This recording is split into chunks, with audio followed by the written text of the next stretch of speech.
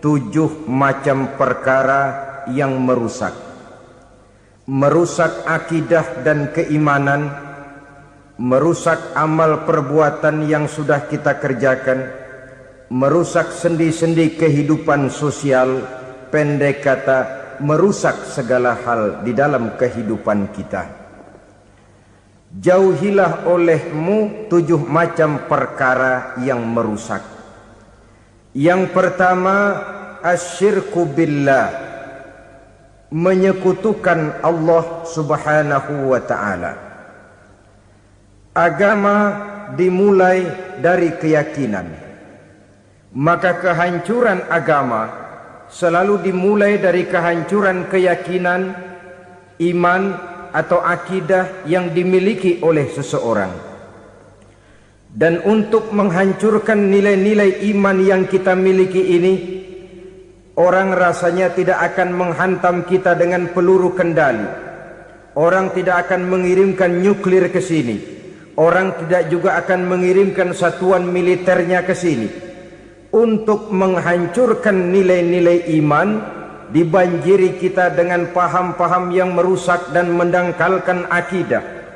Baik ia bernama materialisme, baik ia bernama sekularisme, baik ia bernama banjirnya maksiat dan munkarat, baik ia bernama banjirnya peradaban dan kebudayaan yang menghancurkan moral daripada anak-anak kita, sedikit demi sedikit melenturkan dan melunturkan nilai-nilai keimanan kita, untuk kemudian pada waktunya nilai iman itu akan bertukar dan berganti menjadi nilai syirik kepada Allah subhanahu wa ta'ala.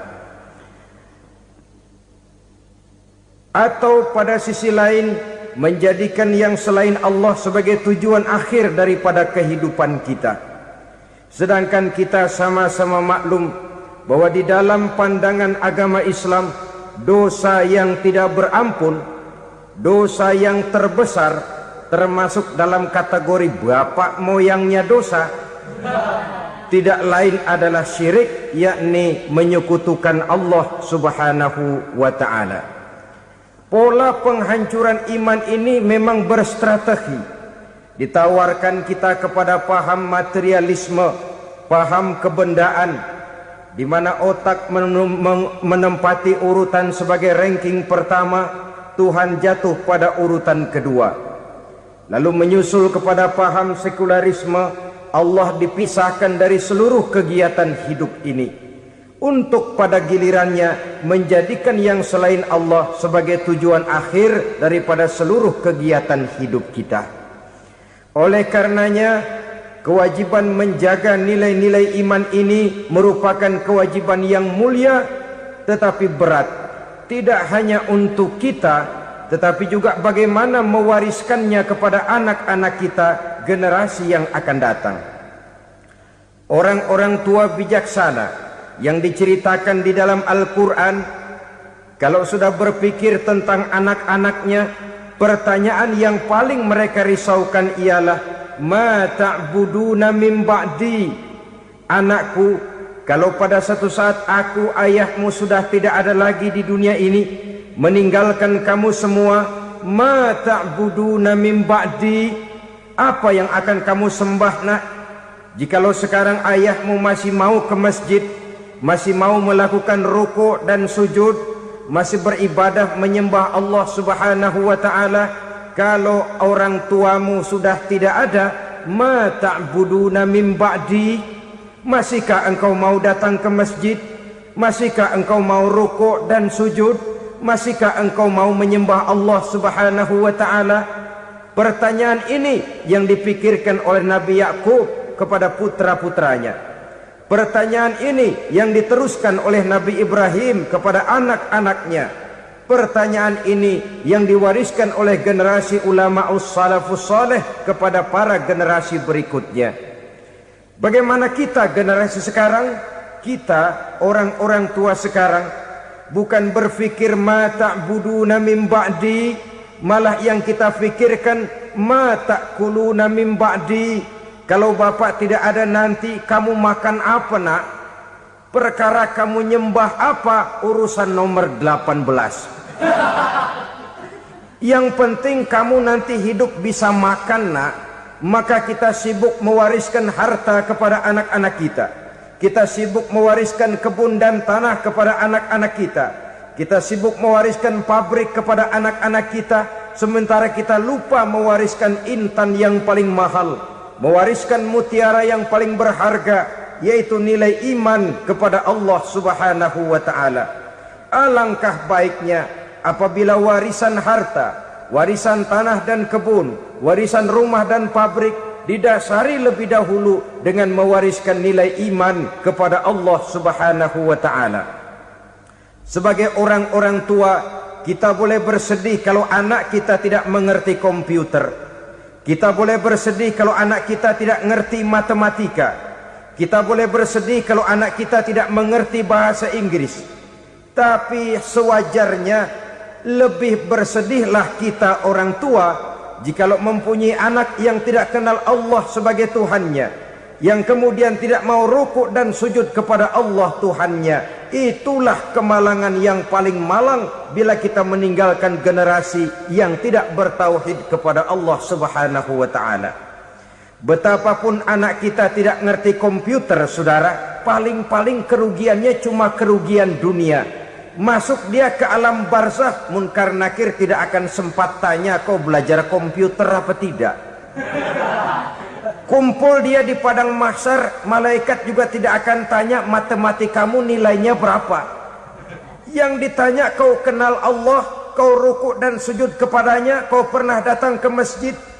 Oleh karena itu sekali lagi, menjaga nilai iman tidak hanya untuk kita, tetapi juga mewariskannya kepada anak-anak kita, generasi yang akan datang. Sungguh kemalangan yang paling besar apabila kita meninggalkan anak-anak kita. Mereka kita tinggalkan lemah ekonominya, itu tidak baik. Mereka kita tinggalkan lemah otaknya, itu pun akan membuat mereka tertinggal oleh yang lain. Tapi yang paling celaka, jikalau kita tinggalkan mereka dalam kondisi lemah imannya, rapuh akidahnya, tidak baik dan tidak betul keyakinan hidupnya. Oleh karena itu Nabi berpesan, jauhilah 7 perkara yang merusak. Yang pertama, syirik kepada Allah Subhanahu wa ta'ala. Menyekutukan Allah baik dalam ucapan, dalam keyakinan ataupun dalam perbuatan. Ini perkara pertama yang termasuk 7 perusak besar di dalam kehidupan. Kalau sudah jatuh kita ke lembah syirik, bagaimanapun banyak kebaikan yang kita kerjakan, berjiwa sosial, bertangan pemurah, gemar menolong orang lain, kalau memang dasarnya syirik, maka seluruh kebaikan kita akan hancur, tidak akan ada nilainya dalam pandangan Allah Subhanahu wa ta'ala. Dalam pandangan manusia mungkin kita dicatat sebagai orang sosial, gemar menolong orang lain, tidak berpangku tangan melihat orang yang mendapat kesulitan. Tapi oleh karena dasarnya syirik, dasarnya tidak mentauhidkan Allah, maka seluruh nilai kebaikan yang kita kerjakan tidak akan ada nilainya dalam pandangan Allah Subhanahu wa ta'ala. Maka jagalah iman kita, jangan sampai dihinggapi penyakit syirik yang bagaimana kecilnya sekalipun. Sekali lagi, baik syirik dalam bentuk ucapan, syirik dalam bentuk keyakinan, sampai kepada syirik dalam bentuk perbuatan, kita berhindar kepada sifat-sifat yang sedemikian itu. Karena apa? Dalam satu ayat Quran Allah Subhanahu wa ta'ala menjelaskan, innallaha la yaghfiru ayyushraka bih wa yaghfiru ma duna dzalika liman yasha. Allah tidak akan memberi ampun kepada orang-orang yang menyekutukannya, tapi Allah masih mau memberikan ampun kepada dosa-dosa yang selain itu bagi orang-orang yang dikehendakinya. Dosa selain syirik, apabila kita bertaubat, Allah masih mau mengampuni. Tapi kalau sudah jatuh ke tempat syirik, itu sudah dosa yang tidak berampun. Taubatnya tidak lain melepas syirik, kembali kepada tauhid, berkeyakinan bahwa hanya ada Allah Subhanahu wa ta'ala, Tuhan satu-satunya, yang lam yalid walam yulad walam yakul lahu kufuwan ahad. tidak beranak, tidak pula diperanakkan, dan tidak satupun yang dapat menyerupai Tuhan Allah Subhanahu wa ta'ala. Saudara-saudara kaum muslimin rahimakumullah, bahwa kita di zaman sekarang memang tidak menyembah berhala, ya. Bahwa kita tidak berterang-terangan mengatakan Tuhan lebih dari satu, memang. Bahwa kita tidak berkeyakinan Tuhan itu punya anak atau diperanakkan, tentu.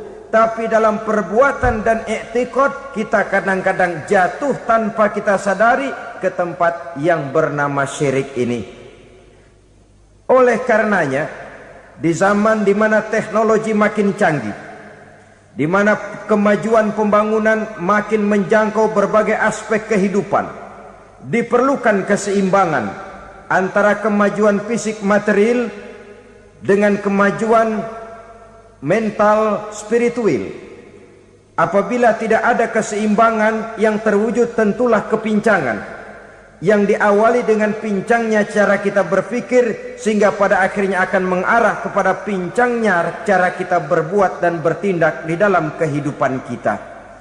Oleh karena itu Nabi berpesan, jauhilah sifat syirik, karena syirik merupakan dosa yang teramat besar. Ini sifat merusak yang pertama. Yang kedua kata Nabi, wasihra, jauhilah sihir. Sihir ini juga termasuk perkara yang merusak kehidupan. Kita semua sama-sama maklum bahwa sihir sebenarnya bukan persoalan baru. Sejak sebelum datang Islam, sihir itu sudah ada. Di zaman Yunani kuno, sihir ada. Di zaman Mesir kuno, di zaman Cina kuno, dan yang lain-lain yang serba kuno, sihir itu sudah ada. Bahkan para nabi pun, para rasul yang diutus oleh Allah Subhanahu wa ta'ala, senantiasa berhadapan dengan ahli-ahli sihir untuk menguji kebenaran dari misi yang mereka bawa. Sihir adalah perbuatan di luar kebiasaan yang bisa dikerjakan oleh ahlinya dengan bantuan jin atau setan. Hukum mempelajari sihir adalah haram, mengamalkannya lebih haram lagi. Sebab itu saudara-saudara, sihir merupakan perbuatan merusak yang harus kita jauhi. Ciri-ciri daripada perbuatan sihir, pertama, ia mengandung tipuan, bayangan khayal. Di zaman Nabi Musa misalnya, orang melihat tambang-tambang itu seperti ular. Nabi Musa melayangkan tongkatnya menjadi ular-ular besar yang memakan ular-ular kecil ciptaan tukang-tukang sihir Fir'aun tadi. Lalu sihir bisa terjadi dengan bantuan jin kafir atau setan. Kemudian ciri yang ketiga, sifatnya halus dan tersembunyi. Taruh kata ada seorang ahli sihir yang mempergunakan ayat-ayat Quran sebagai jompa-jampe, sebagai baca-bacaan, itu cuma sekedar kedok. Tujuannya tidak lain menjadikan agama sebagai ketok untuk membenarkan cara yang dimurkai oleh Allah Subhanahu wa ta'ala. Satu hadis yang diriwayatkan oleh Imam Bazar dan Tabrani, Nabi berpesan, laisa minna man tatayyara lahu au takahhana au tukuhhina lahu au sahira lahu. Tidak termasuk ke dalam golonganku, kata Nabi. Tidak termasuk umatku. Siapa mereka? Man tatayyara lahu, orang yang bertatoyur. Apa tatoyur itu? Dari kalimat toyaro, artinya terbang. Toir biasa diartikan dengan burung. Tatoyaro percaya kepada suara-suara burung. Man tatayyara lahu, mempercayai, meyakini dengan benar-benar kepada suara beburungan. Kan suka ada itu, nah bunyi burung tuh, maling liwat. Maling liwat. Burung bunyi, maling liwat. Itu termasuk tatoyaro lahu, percaya kepada suara burung. Kan aneh kalau suara orang nggak dipercaya, suara burung malah dipercaya. Ada ustadz ceramah, kiai ngaji, nggak mau didengerin, burung dengerin bener. Nah, suaranya dari sebelah mana? Belah kulon. Nah, itu tandanya ano. Habis dihitung-hitung. Itu termasuk tatoyaro lahu. Au takahana, atau bertenung, au tukuhina, atau minta ditenungkan, au sahirolahu, atau melakukan perbuatan sihir, atau minta disihirkan.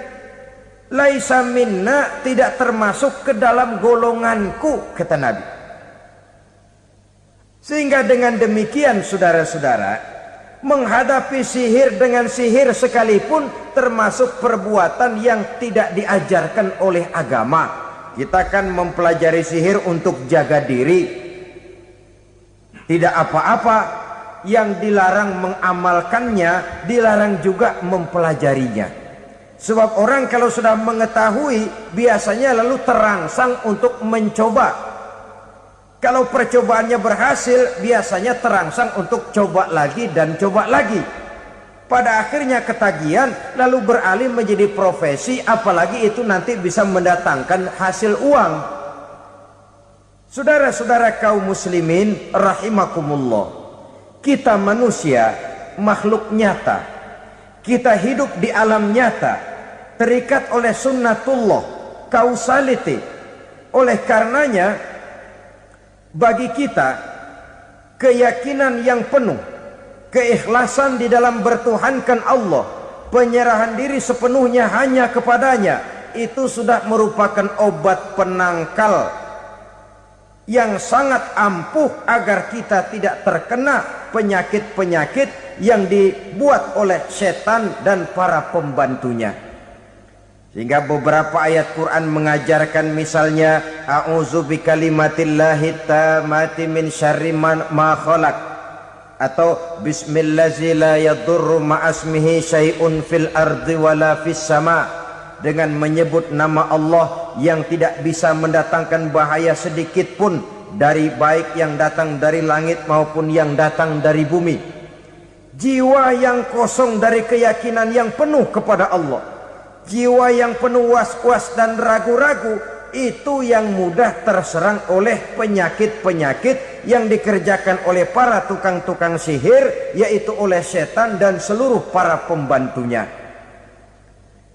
Kemudian hadis kedua yang diriwayatkan oleh Imam Ibnu Hibban, Nabi bersabda, la yadkhulul jannata mudminu khamrin wala mu'minu bisihrin wala qati'u rahmin.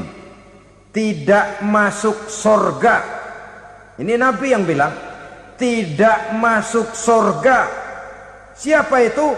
Pertama, mudminu khamrin, orang yang berkekalan dalam mabuk. Selalu mudminun itu sudah menjadi perbuatan rutinnya, tidak kapok-kapoknya, teler seumur hidup. Mudminu khamrin, tidak masuk surga orang yang selalu bermabuk-mabukan. Yang kedua, wala mu'minu bisihrin, orang mukmin tapi main sihir. Ini juga oleh Nabi diperingatkan, tidak akan masuk surga orang mukmin tapi suka main sihir. Wala qati'u rahmin, dan tidak juga orang yang memutuskan silaturahmi. Tiga macam manusia yang diperingatkan Nabi tidak akan masuk surga: orang yang selalu mabuk, orang mukmin yang main sihir, dan orang yang memutuskan silaturahmi. Saudara-saudara kaum muslimin rahimakumullah. Lalu orang berkata, kenapa dilarang kita bersihir? Padahal Rasul sendiri kan punya mukjizat. Nah, kita memang harus membedakan antara mukjizat dengan sihir. Dalam kehidupan agama kita kenal ada yang namanya mukjizat, Ada yang namanya karomah atau keramat biasa diucapkan. Ada yang namanya maunah. Ada yang namanya irhas. Ada juga yang namanya sihir. Kesemuanya ini berbeda, saudara-saudara. Yang dinamakan mukjizat itu khusus untuk para rasul saja. Satu kejadian luar biasa yang terjadi dilakukan oleh Rasul atas izin dari Allah Subhanahu wa ta'ala. Perbedaannya dengan sihir jelas. Sihir dari setan, mukjizat dari Allah. Sihir bisa dipelajari, mukjizat tidak. Sihir umumnya untuk maksud-maksud yang tidak baik, sedangkan mukjizat untuk memperkuat kebenaran yang disampaikan oleh para rasul dan ditentang oleh umatnya. Bahkan kafir Quraisy dahulu menganggap orang-orang ahli sihir itu berada dalam satu posisi yang hina, sehingga mereka mengatakan dan menuduh Nabi Muhammad sebagai tukang sihir. Tuduhan sebagai tukang sihir adalah tuduhan yang sangat aib dan hina. Di tengah masyarakat kufar jahiliyah, kedudukan tukang sihir dipandang sebagai kedudukan yang hina, sehingga mereka mengejek Nabi dengan sebutan tukang sihir. Jadi mukjizat hanya untuk Rasul saja. Kemudian karomah. Karomah ini asal kata dari karoma, kehormatan, kemuliaan yang diberikan Allah kepada hamba-hambanya yang rajin mendekatkan diri kepadanya. Oleh karena ketekunannya melaksanakan ibadah, Allah memberikan keistimewaan kepada orang itu, yang dengan keistimewaannya dia bisa mengerjakan yang tidak bisa dikerjakan oleh orang lain. Karomah hanya bisa dicapai dengan prestasi ibadah. Kalau sihir mau ibadah apa enggak, asal dia belajar, bersatu dan berteman dengan setan, memenuhi persyaratan-persyaratan setan, biasanya lalu bisa. Sedangkan karomah tidak mungkin terwujud tanpa orang mendekatkan diri sedekat-dekatnya kepada Allah Subhanahu wa ta'ala.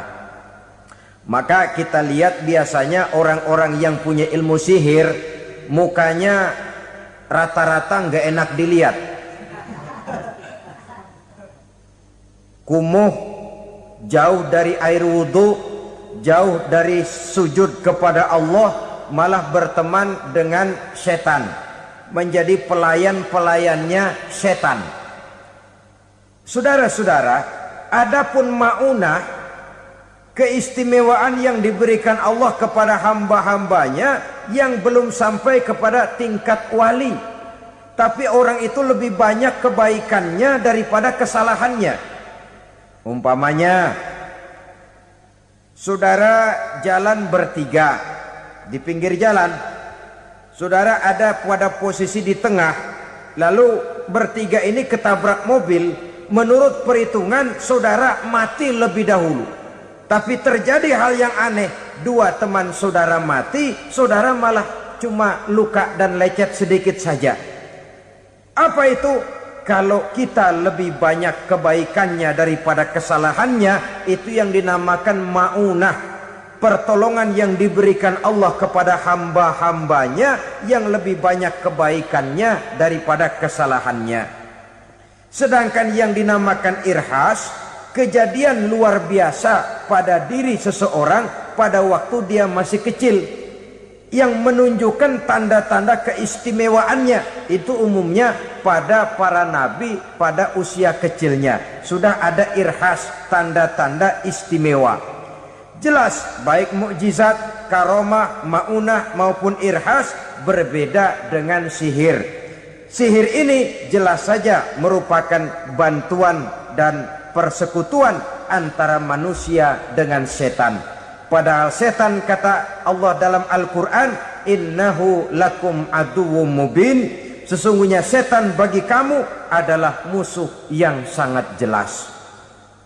Saudara-saudara kaum muslimin rahimakumullah, di zaman sekarang dalam menghadapi beban kehidupan yang makin pelik, menghadapi stres yang tidak kunjung selesai, menghadapi persoalan-persoalan yang teramat berat, orang sering mencari jalan keluar kepada hal-hal yang menurut pendapatnya bisa meringankan beban moralnya itu.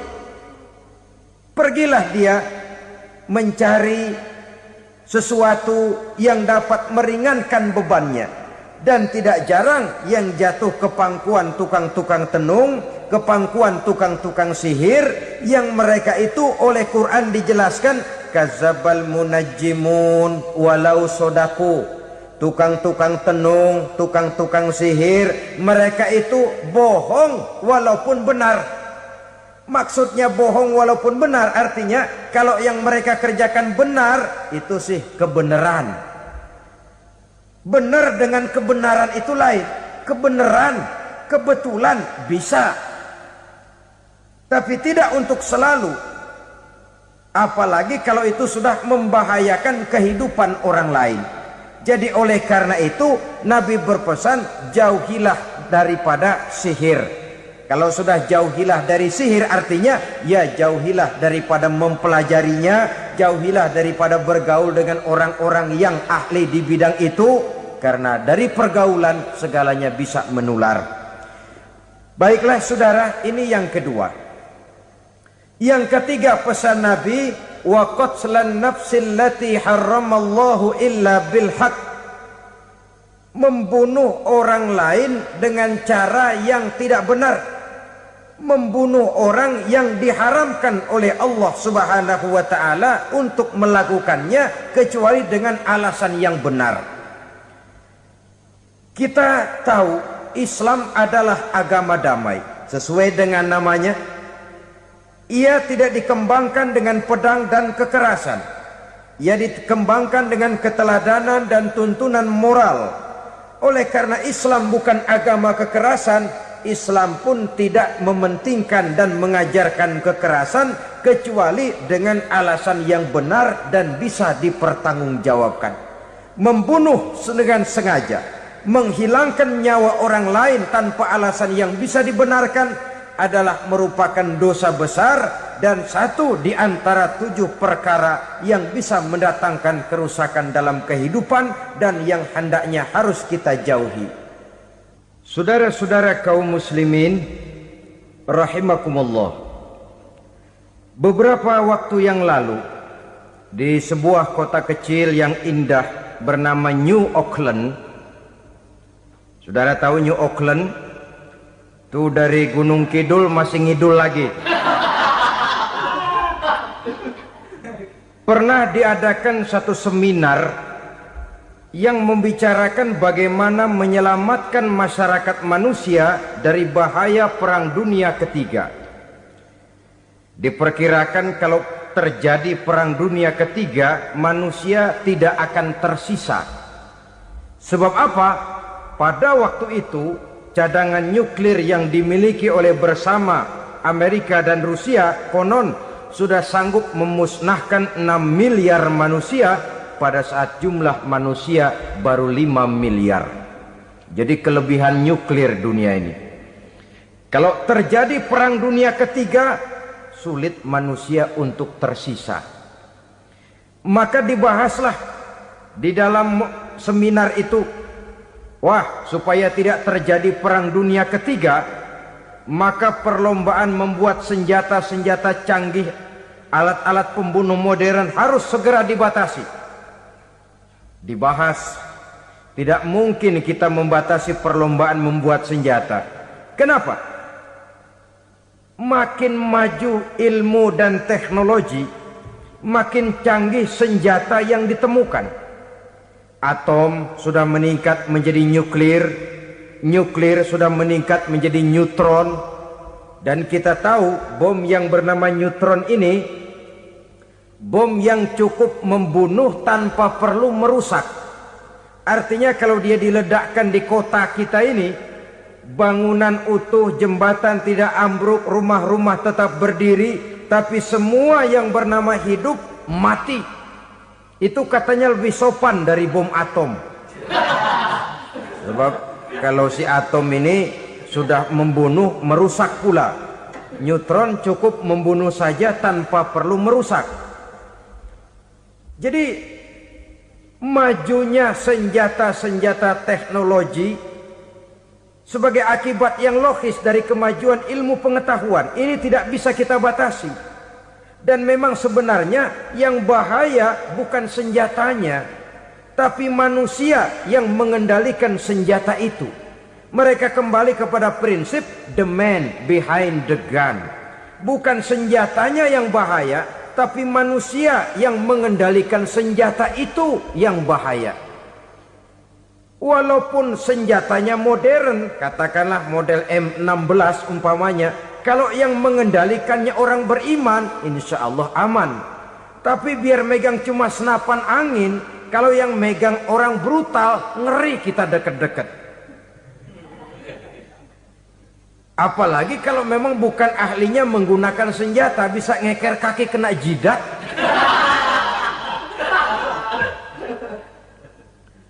Mereka kembali kepada prinsip lama yang tetap baru.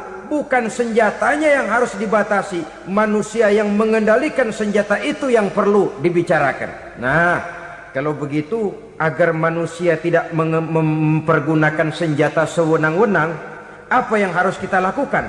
Ya, manusianya harus bermoral. Ya, tapi moral yang mana? Di dunia ini banyak ajaran tentang moral. Itu pun mudah saja. Di sini kan kita undang saja ahli dari berbagai agama untuk membicarakan konsep perdamaian menurut agamanya masing-masing. Baik, setuju itu? Setuju. Maka tampillah para ahli agama, mereka kembali kepada prinsip moral daripada konsep yang terkandung di dalam ajaran agama untuk menegakkan perdamaian.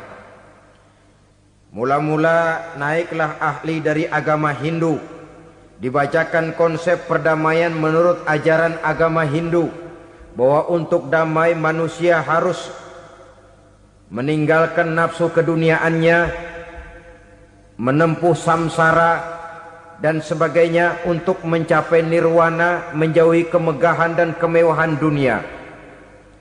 Ini lalu dibahas, rasanya juga tidak mungkin ini. Kemudian dari agama Nasrani, bahwa untuk damai manusia harus menciptakan sifat kasih sayang. Kalau ditampar pipi kiri, berikan pipi yang kanan. Kalau diberikan selendang, berikan baju. Nanti orang kasihan, lalu dia tidak akan nampar lagi. Ketika ini dibahas, ternyata rasanya pun tidak mungkin bisa diterima. Karena apa? Di zaman sekarang orang ditampar pipi kiri, dikasih pipi kanan. Bukan kasihan, gemes. Damai belum tentu, bonyok udah jelas. Lalu ketika dibacakan konsep perdamaian menurut Quran, di mana disampaikan ayat wa jazaa'u sayyi'atin sayyi'atun misluha faman afa wa aslaha fa ajruhu 'ala Allah.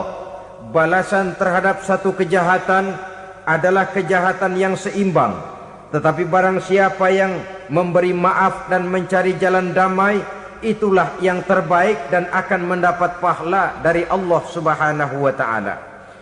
Kamu tidak salah ditampar pipi kirimu, tampar lagi pipi kirinya sekeras dia menampar pipi kirimu.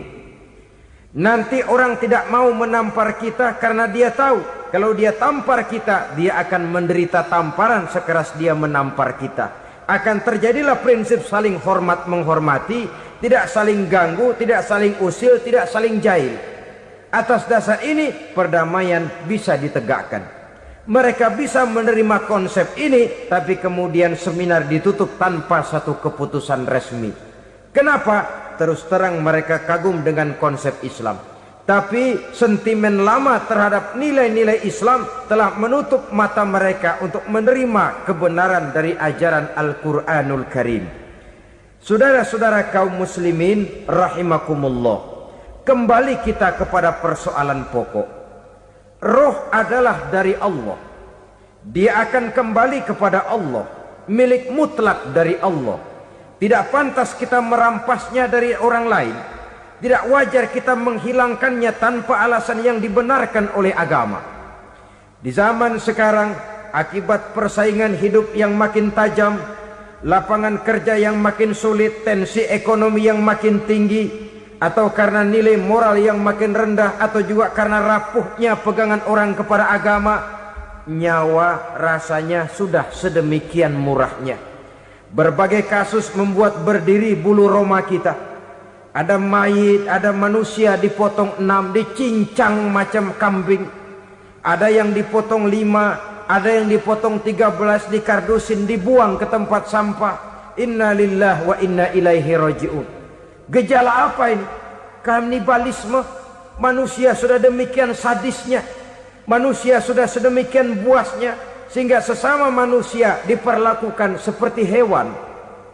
Padahal hewan sendiri belum pernah macan makan macan, bagaimanapun buasnya macan. Belum pernah serigala memakan serigala, bagaimanapun brutalnya serigala. Tetapi manusia makan manusia di zaman sekarang kadang jadi kenyataan dalam kehidupan kita. Kadang persoalannya remeh saja. Soal uang 200 perak, pisau bicara, nyawa melayang. Soal rokok sebatang, celurit bicara, nyawa melayang. Soal-soal yang sama sekali tidak prinsip, begitu mudah kita menghilangkan nyawa orang lain. Padahal Nabi pernah memperingatkan, apabila dua orang muslim sudah berkelahi dan berbunuh-bunuhan, al-qatil wal maktul finnar, yang membunuh dan yang terbunuh dua-duanya neraka. Sahabat heran, ya Rasul, kalau yang terbunuh, kalau yang membunuh masuk neraka itu sih wajar, tapi yang terbunuh kenapa neraka juga? Beliau menjawab, dua-duanya sudah punya niat untuk saling membunuh. Niatnya itu yang diponten. Yang terbunuh cuman lagi apes aja, keduluan dia. Umpama tidak terbunuh, pasti dia yang akan membunuh. Oleh karenanya al-qatil wal maktul, yang membunuh dan yang dibunuh finnar, dua-duanya masuk ke dalam neraka. Islam menghormati kehidupan, tidak hanya terbatas kepada sesama muslim, orang-orang yang berlainan agama pun yang mau hidup berukun, damai, berdampingan dengan umat Islam, jiwa mereka, darah mereka dilindungi oleh nilai-nilai Islam yang disebut dengan kafir zimmi ini. Mengganggu mereka sama saja dengan mengganggu aku, kata Nabi. Jadi oleh karena itu, sayangilah sesama. Kehidupan adalah anugerah Allah, bukan wewenang kita untuk mencabutnya dari orang lain, bukan wewenang kita untuk merampas dan menghilangkannya dari orang lain. Apa yang tidak enak terjadi pada diri kita, begitu pula lah apabila terjadi pada diri orang lain. Sehingga Nabi mengatakan, la yu'minu ahadukum hatta yuhibba li akhihi ma yuhibbu li nafsihi. Belum dikatakan beriman seseorang kamu apabila dia belum mencintai saudaranya seperti ia mencintai dirinya sendiri. Apa yang enak dirasakan oleh orang lain, enak juga dirasakan oleh dia. Mengukur orang lain dengan diri sendiri. Kalau orang lain tanpa salah saya fitnah, kalau saya tanpa salah difitnah orang, enak apa enggak? Enggak, orang lain juga begitu. Kalau orang lain tanpa salah saya tempeleng kepalanya, enak apa tidak? Tidak. Orang lain juga begitu. Yang tidak enak terjadi pada diri kita, tentu tidak enak juga kalau terjadi pada orang lain. Mengukur orang lain dengan diri sendiri, sehingga tidak timbul sifat egois, tidak menari di atas bangkai orang lain, tidak mendirikan kebahagiaan di atas untayan air mata orang lain. Sehingga dengan demikian saudara-saudara, dia bisa menghormati kehidupan, menghormati orang lain sebagaimana dia ingin dihormati. Inilah perbuatan ketiga yang merusak, membunuh orang lain dengan yang diharamkan Allah tanpa alasan yang benar. Yang ketiga. Kemudian yang keempat, perbuatan merusak wa aklar riba, makan riba. Hidup adalah tolong menolong. Bahasa kerennya take and give katanya. Saling memberi dan saling menerima. Nabi mengajarkan man kuraba kurbatan min kurabid dunya karaballahu lahu kurbatan min kurabi yaumal qiyamah. Wallahu fi aunil abdi madamal abdu fi auni akhihi. Siapa yang meringankan beban dari beban-beban yang dirita seseorang di dalam kehidupan dunia, Allah akan meringankan bebannya daripada beban-beban yang harus dipikulnya di hari kiamat nanti. Wallahu fi aunil abdi madamal abdu fi auni akhihi. Allah senantiasa akan menolong seorang hamba selama hamba itu masih mau menolong saudaranya. Allah selalu akan menolong seorang hamba selama hamba itu masih mau menolong saudaranya. Apabila kita sudah berpangku tangan terhadap kesulitan orang lain, biasanya pun pada saat kita mendapat kesulitan, kita akan sulit juga memperoleh pertolongan. Nah, riba alias renten, kedoknya adalah menolong orang, tapi sama juga bulu buntutnya dilepas, palanya dicekek.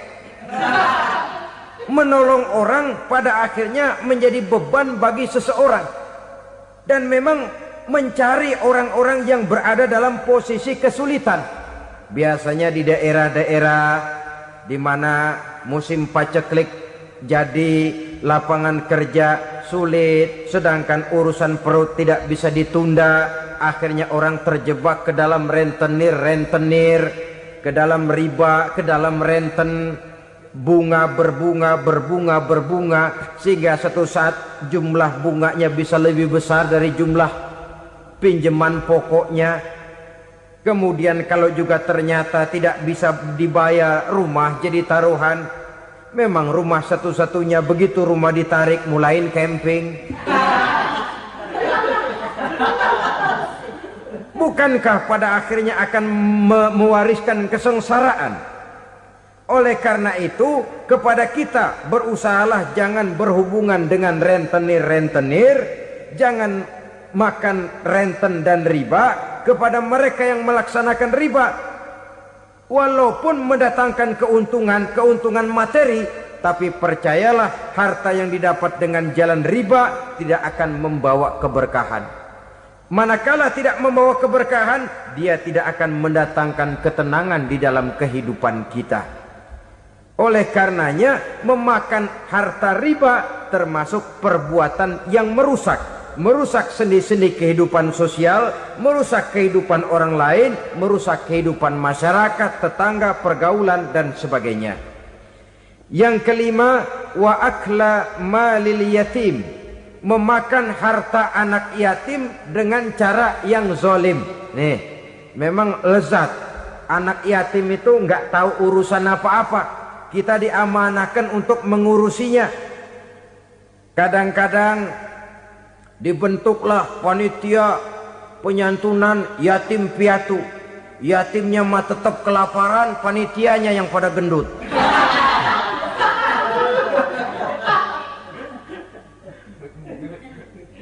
Padahal memakan harta anak yatim termasuk perbuatan dosa besar.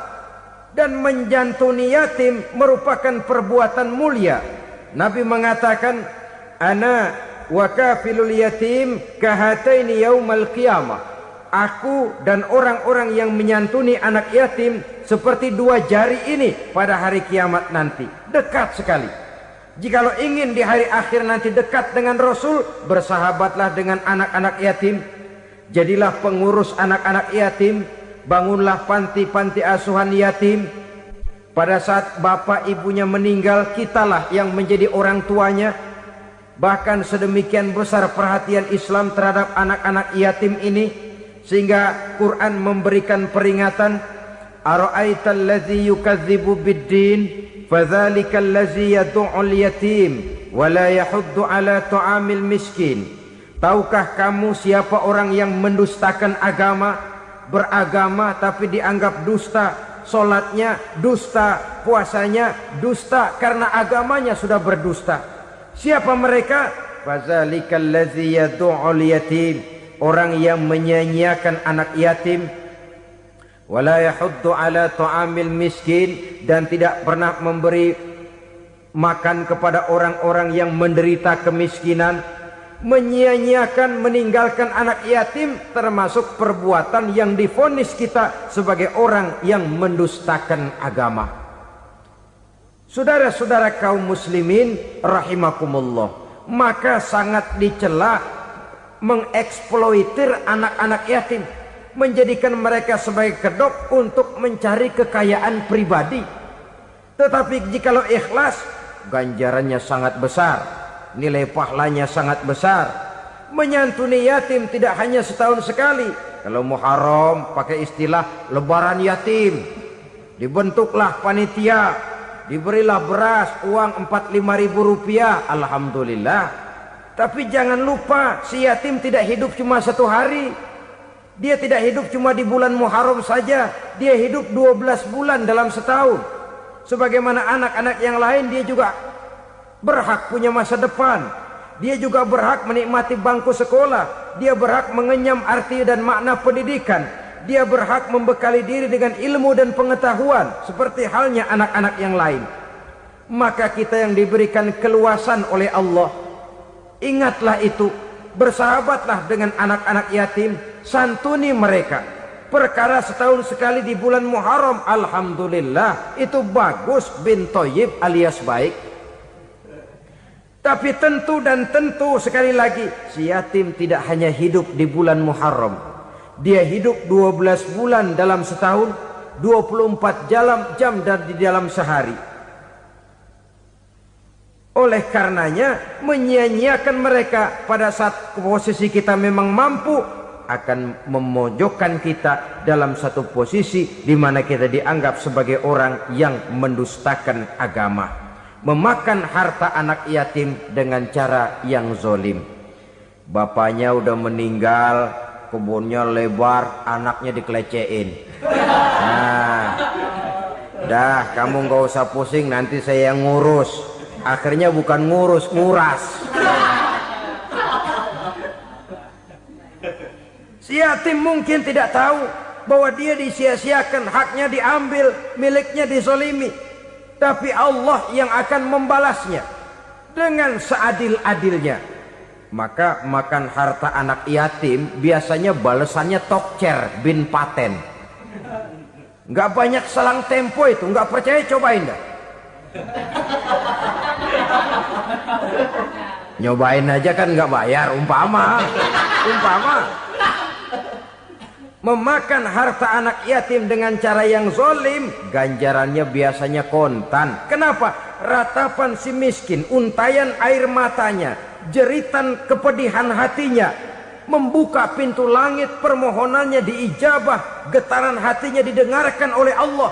Maka balasannya biasanya kontan, spontan, tidak menunggu waktu terlalu lama. Itu di dunia, belum lagi di akhirat nanti. Bukankah dalam riwayat Mi'raj diceritakan Nabi melihat di neraka itu orang perutnya sebesar rumah? La haula wala quwata. Itu perut kayak rumah, bagaimana jalannya tuh orang? Dan memang gak jalan, diseret-seret oleh malaikat di neraka itu. Hancur perutnya, amburadul itu perut. Berantakan isinya, dibulatkan lagi, diseret lagi, hancur lagi, dibulatkan lagi.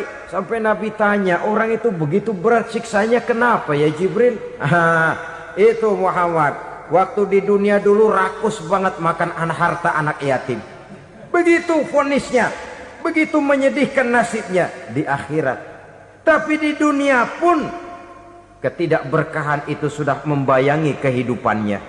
Oleh karena itu, kepada saudara-saudara yang mendapat titipan anak yatim, berbahagialah, karena semulia-mulia rumah adalah rumah yang di dalamnya ada anak yatim yang disantuni. Sehina-hina rumah adalah rumah di mana di dalamnya ada anak yatim yang disia-siakan. Begitu kata Nabi kita. Rumah yang paling mulia dalam pandangan Allah, rumah yang di dalamnya ada anak yatim yang disantuni. Rumah yang paling hina dalam pandangan Allah, rumah yang di dalamnya ada anak yatim yang nasibnya disia-siakan.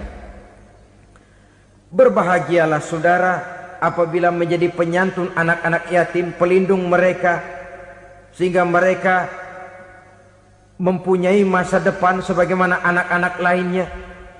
Rasulullah sendiri sedemikian peka terhadap keadaan anak-anak yatim karena beliau sendiri memang mengalami umur 6 bulan dalam kandungan ibu, beliau sudah ditinggalkan oleh ayahnya.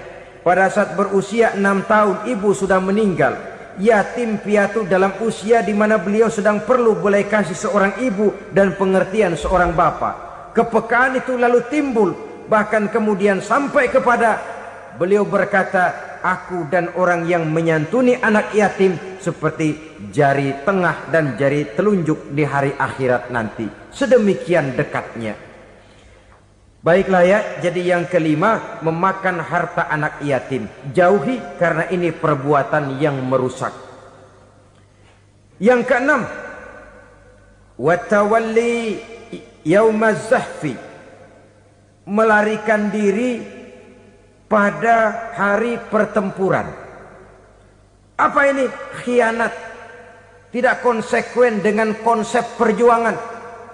Pada mulanya keras benar teriak, berantas korupsi, ganyang korupsi. Cuma karena belum dapat giliran. Begitu dia naik dapat kesempatan, korupsinya lebih edan dari yang diteriakinya. Ini termasuk tawalli yaumaz zahfi, berpaling pada hari peperangan. Di saat menghadapi musuh, kalau belum kelihatan musuh, teriaknya nyaring bener. Jangan takut, demi kebenaran sampai titik darah yang paling penghabisan. Musuh belum kelihatan. Begitu musuh sudah kelihatan, paling dulu lari ke belakang. Kalau diajak berjuang ada saja alasannya. Sehingga Quran memberikan peringatan kepada kita semua. Mengapa kamu ini berat? Kalau sudah diajak berjuang di jalan Allah, kakimu seperti terhunjam berakar di perut bumi. Berat untuk melangkah berjuang. Lari dari pertempuran tidak konsekuen dengan konsepsi perjuangan. Mau enaknya saja. Dalam kondisi yang sulit lalu berpangku tangan. Ini termasuk ciri munafik yang di dalam Al-Quran disindir dengan bahasa kullama adha'a lahum masyaufi wa iza azlama alaihim qamu. Waktu terang mereka jalan, giliran gelap mereka mandek. Artinya, maksudnya kalau giliran ada untungnya aja rame-rame teriak Islam. Tapi begitu diminta berjuang, dituntut berkorban, rame-rame mundur. Waktu dilihat di Islam ada untungnya, rame-rame teriak Islam. Pak, saya Islam banget, Pak. KTP saya Islam, Pak. Pokoknya Islam banget dah. Tapi ketika diminta berjuang, dituntut sedikit berkorban, rame-rame mengundurkan diri. Tahun 65 PKI berontak. Waduh, waktu itu jadi orang Islam untung itu. Nggak dikejar-kejar, aman. Masjid rame, mobil-mobil mewah parkir di depan musola dan masjid. Kenapa? Waktu itu asal udah ke masjid aman. Islam selamat, untung. Tapi begitu keadaan aman, yang parkir di musola sepeda butut melulu.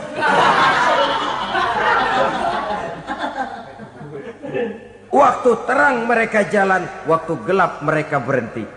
Dikala di Islam ada untungnya, baru wah Islam bagus, Islam hebat. Tapi waktu dilihat ada kerugian, jangan bawa-bawa Islam dah. Jangan bicara soal Islam, ini kan bukan soal agama. Bukan soal agama. La haula wa la quwata illa billah. Beragama kita ambil talfik fid din, mengambil yang enteng-enteng saja dalam urusan beragama ini. Tidak konsekuen kita dengan Islam kita. Seolah kita mau memilih mana yang terasa cocok sama selera kita, kita teriak Islam. Beratan aja dikit, rame-rame berpaling. Itu termasuk tawalli yaumaz zahfi. Para pengkhianat, mental-mental hipokrit yang tidak mau konsekuen menghadapi segala bahaya.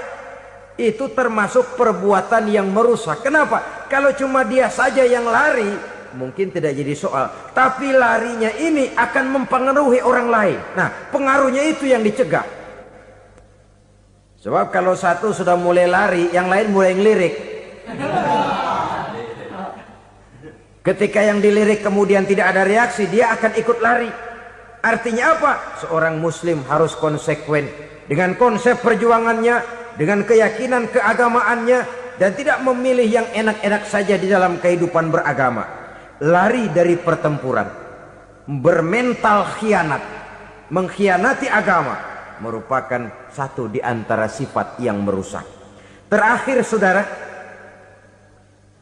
wa qazfal muhsanatil ghafilatil mu'minat, menuduh perempuan baik-baik yang tidak tahu menau tentang tuduhan yang dituduhkan kepadanya, menuduh perempuan mukmin yang baik-baik yang tidak tahu menau tentang tuduhan yang dilakukan kepadanya.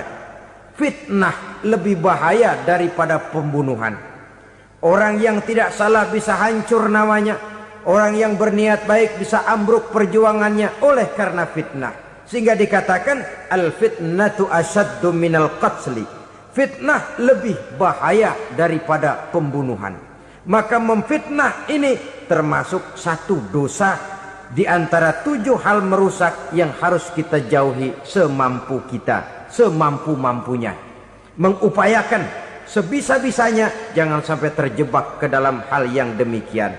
Nah, saudara-saudara, inilah saja pertemuan kali ini. Mudah-mudahan ada manfaatnya. Semoga Allah memberikan kekuatan zahir dan batin kepada kita untuk bisa menjauhi 7 perkara yang merusak ini.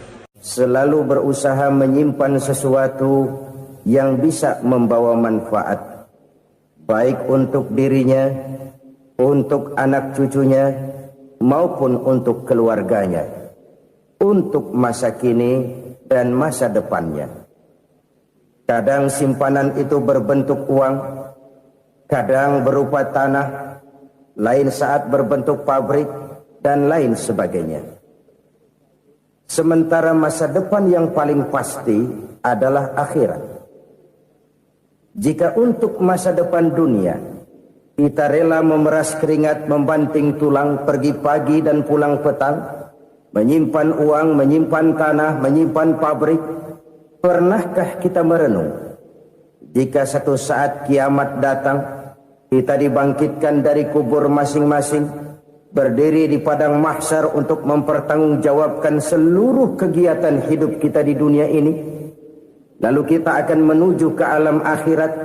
Sudahkah kita mempunyai simpanan untuk akhirat kita? Pada pertemuan kali ini saya ingin menyampaikan sebuah hadis di mana Rasulullah sallallahu alaihi wasallam bersabda, arba'un min kanzil jannah. Simpanan sorga ada 4 macam. Yang pertama, ikhfa'us sadaqah, menyembunyikan sedekah. Saudara-saudara kaum muslimin, sebagaimana yang kita maklum bahwa Allah Subhanahu wa taala melebihkan sebagian rezeki dari kita terhadap yang lain. Ada yang kaya, ada yang setengah kaya, ada yang miskin, ada yang setengah miskin, dan selanjutnya. Ada yang gajinya kecil tapi penghasilannya gede. Ada yang penghasilannya gede tapi nggak punya gaji. Ada juga yang memang gajinya gede dan penghasilannya gede. Kelebihan rezeki merupakan sunnatullah dan tidak harus membuat kita merasa lebih dari yang lain. Bahkan sebaliknya, kelebihan itu harus membuat kita ringan tangan untuk menolong mereka yang memang memerlukan pertolongan. Kalau saudara diberikan ilmu, maka pertanyaan akhirat cuma satu: ilmumu kau amalkan untuk apa? Kalau saudara diberikan umur yang panjang, pengadilan akhirat juga bertanya satu: umurmu kau habiskan di mana? Tapi kalau saudara diberikan harta, pengadilan akhirat akan bertanya 2: hartamu kau dapat dari mana, kau belanjakan kemana. Dari mananya ditanya, dan kemananya juga ditanya. Oleh karena kita akan dimintakan pertanggungan jawab, maka amanah yang bernama harta ini harus kita gunakan dengan sebaik-baiknya. Ada penggunaan yang merupakan kewajiban, itu zakat namanya. Ada penggunaan yang sewaktu-waktu, itu infak namanya.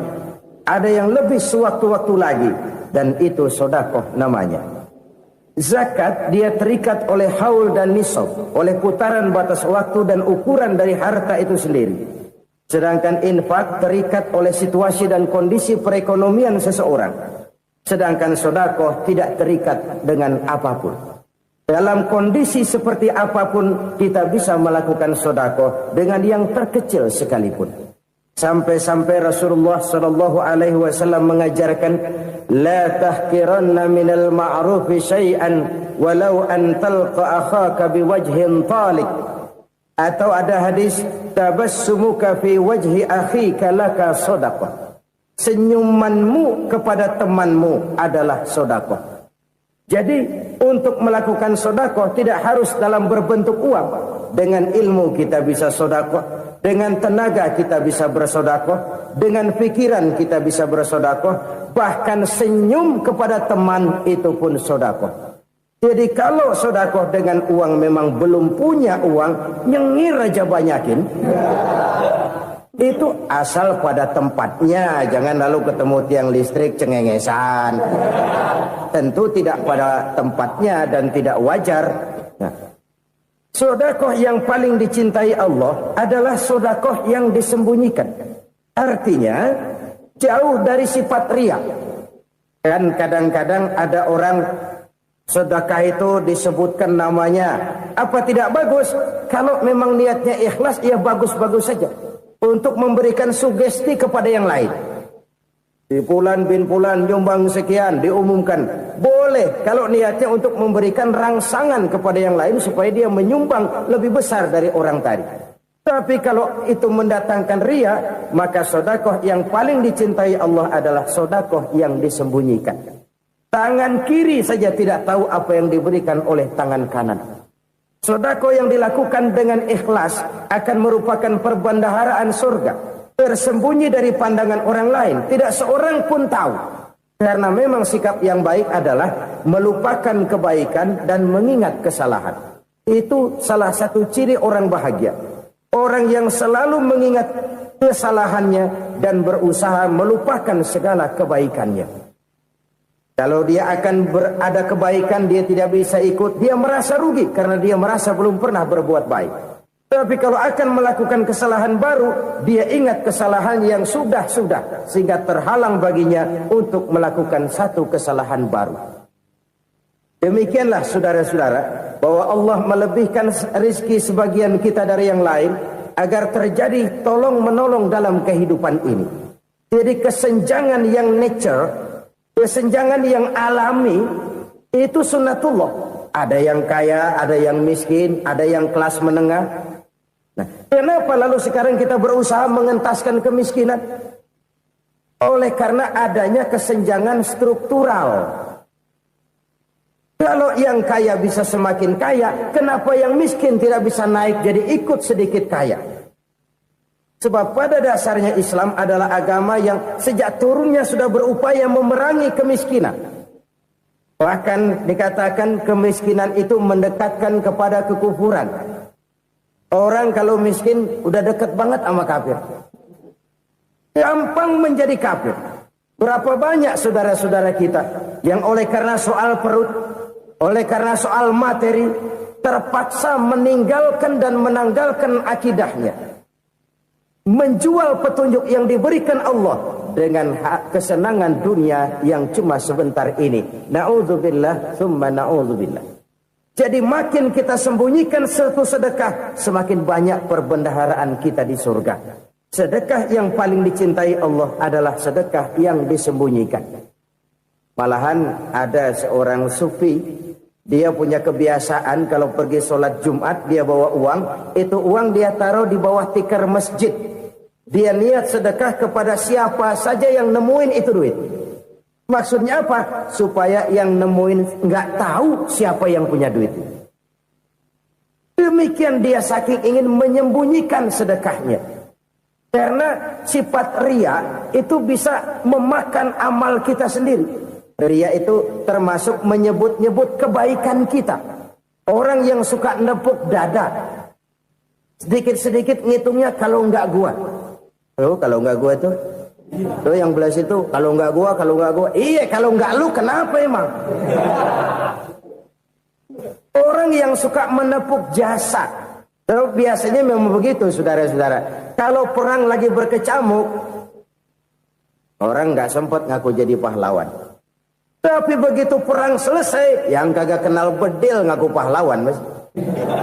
Itu sesuatu yang biasa. Oleh karenanya, orang-orang yang ikhlas dalam bersedekah, disembunyikannya sedekah itu, Allah cinta betul.